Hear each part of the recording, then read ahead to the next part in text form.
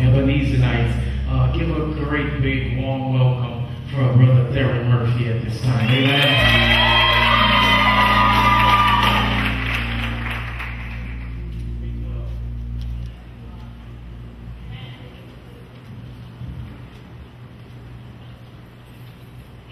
There's a definition of a word, and it states that a word is composed of two parts, and that's reflection and action. So if one part is sacrifice, then the other suffers as well. So I'll be sure to make mention to my own self that we must be mindful of the words that flow from our mouths, and we should also be concerned with how they come out. You know, we talk about things like compassion and sincerity, and we talk about the nation and community, and how trained our eyes they must be to that those of centuries of past. Slavery's past is now present and evident. Chains still drag and bags get heavier. Yesterday, a little sister, she heard this and looked at me. She folded her arms and began to speak. She said, "Theron, it seems like we go from bad to worse. You know, like everything's in reverse, like what's wrong is right and what's right is wrong."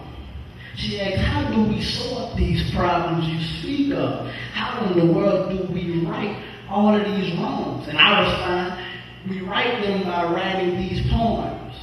And we write them by singing redemption songs. We write them by living our life like the goal is to be much greater than the day that came before. So we write them by being grateful because the sun rose, or just because the moon glows, or just because the grass grows.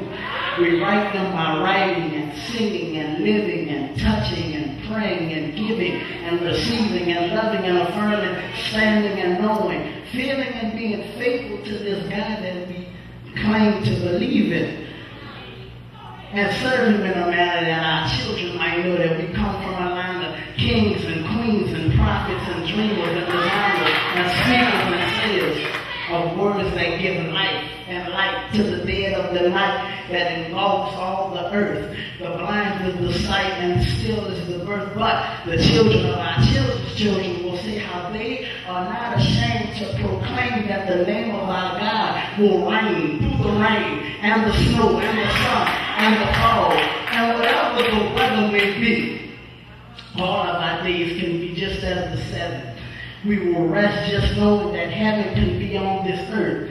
And for what it's worth, I can slash my own throat if my speech doesn't speak of this face, this name, this God that we seek. Because our freedom must be as complete as the circle of the sun, from the east to the west, from the rise to the set. And they look and they wonder, "Theron, is it really that serious?" I answer yes. As a matter of fact, it's a matter of life and death. It's as sacred as breath. It's as precious as a kiss. The remembrance of those who came before, who paved our path and opened our doors and gave up themselves so we might have more. It's important because we owe our all. As sure as the God of our ancestors endures, I pray that our speech is perfect and pure and pleasing to the force that governs this world. Only then can we say that our work is good.